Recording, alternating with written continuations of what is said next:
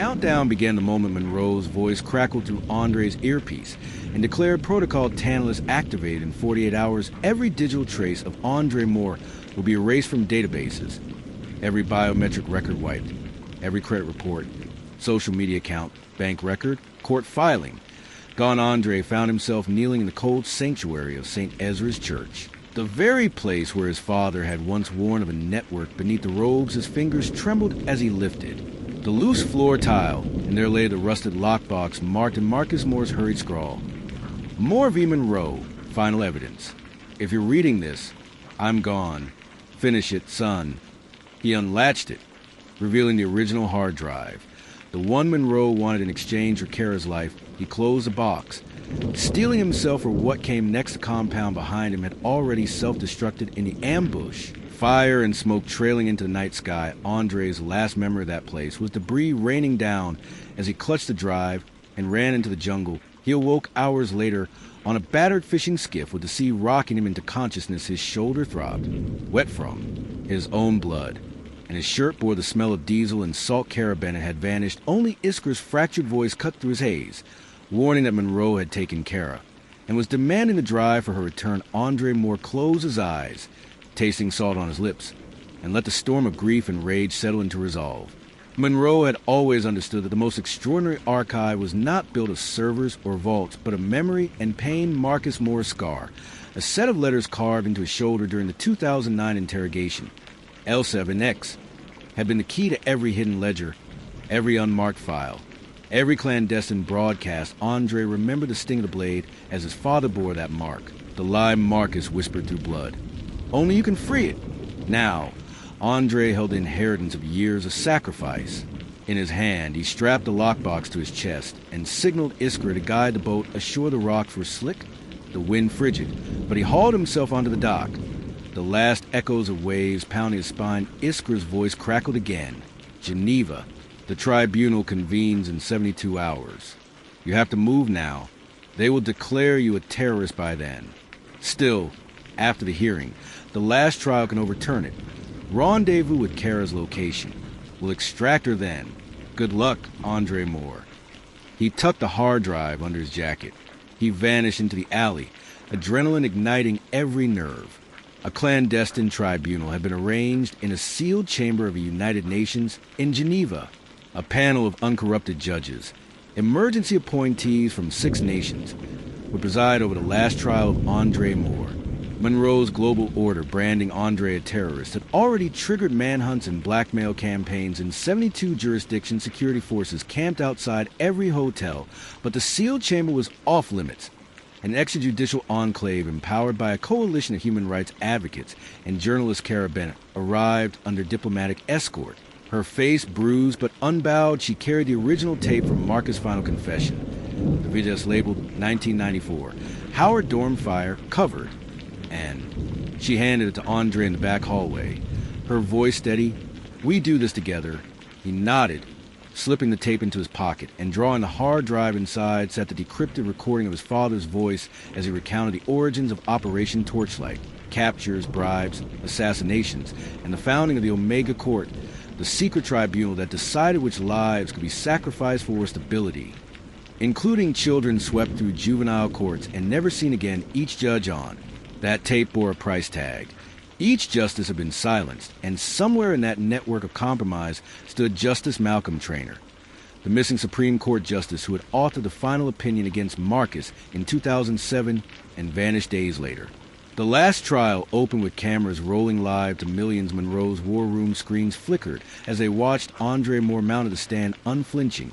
He waited for the judges to swear him in when silence fell.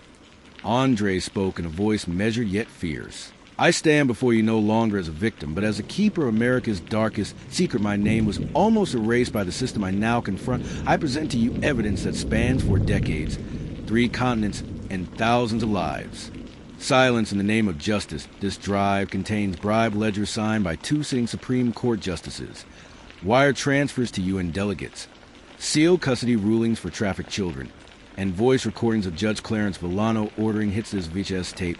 Reveals the man who built the cartel's first blaze. Marshall Monroe, the man you thought dead, is alive and commanding from the shadows. And his network is not just criminal.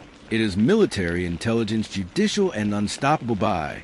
Conventional means he played to tape the chamber fell into stunned silence as grainy footage showed accelerant splashing beneath the dorm stairwell, students screaming into smoke, and a clipboard with a scrawled name M. Monroe, Logistics Division. Kara's sister Monty lay among the wounded 3, had perished that night. Their deaths had been ruled accidental. Then Andre turned to judges.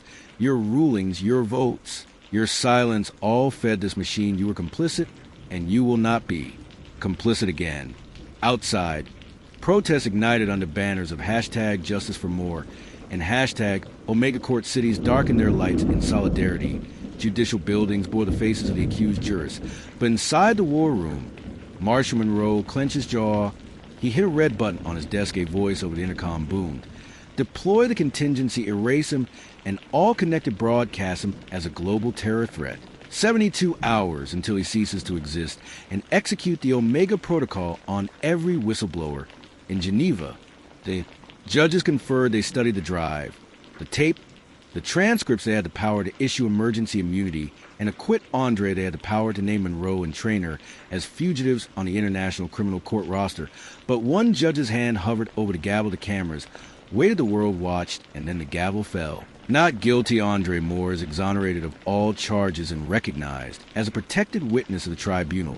This court recommends immediate arrest warrants be issued from Marshal Monroe and Malcolm Traynor by Interpol. Kara's relieved sob echoed in Andre's ear. He embraced her, tears raining down his. But the victory tasted strange to Monroe's contingency. Had already launched in every major city. State broadcast channels flashed terrorist alert.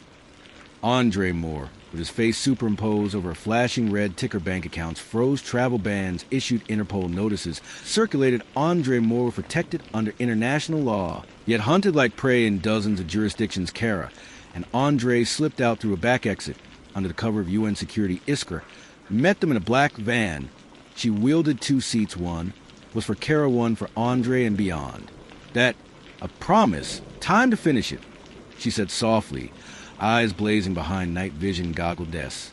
Monroe's empire trembled as global prosecutors filed charges. Evictions of compromised judges began. Nations convened to vote for Traynor's extradition. Evicts, the private prison conglomerate, saw its stock plummet. Mutual fund managers sold off holdings in fear of lawsuits and sanctions. But then reports surfaced of secret couriers carrying digital kill switches through the Red Sea, remote servers in Antarctica wiped clean, deep cover operatives assassinated by drone. In remote villages, Monroe was not just playing defense. He was detonating the entire system, one node at a time. Andre retreated to the refurbished church in Baltimore, now under international protection. He knelt at his father's old pulpit, the weight of his vow heavy in the air. Kara stood beside him, her glasses glinting in the candlelight. They opened a secure live stream. Survivors and families of missing youth watched as Andre spoke, his words carrying the burden of his commitment. We won one trial, but the tribunal of the forgotten continues. This system was built on silence, murder, and memory. It cannot be dismantled overnight. Every code must be cracked, every judge unmasked, every ledger faced. If our story ends here, let it be the beginning of an unending reckoning, because we fight not for revenge, but for a future where no voice can be erased. Days later, an unmarked courier delivered a sealed envelope to the church steps. Kara carried it inside, the weight of its mystery heavy in her hands, and read the single typed sheet. There was no signature, only the Omega symbol. You made it further than most, but you still don't see the whole picture. Monroe was one piece. Traynor was another. The board is still full. And your father? You're not ready for that truth. The real architect awaits you in Istanbul. Judgment is delayed, not denied. Andre took the paper into his hands, his knuckles white. He looked at Kara. She met his gaze and nodded. Outside, the church bells tolled midnight. In the dim glow of candlelit archives, somewhere in Istanbul, a hooded figure placed a file onto a marble table labeled Andre Moore, Unresolved. A match struck, the flame dancing across the dossier, and the figure whispered, "The last trial is only the prologue. Let the tribunal continue." Would you happen to know if justice has been served, or has a deeper game just begun, shrouding the future in uncertainty? Do you know who sent this letter? Is Marcus Moore really dead, or still out there? Was Justice Traynor the architect, or just another puppet? What is the true purpose of the Omega Court? Drop your theories in the comments below. This story may have ended, but the truth never does.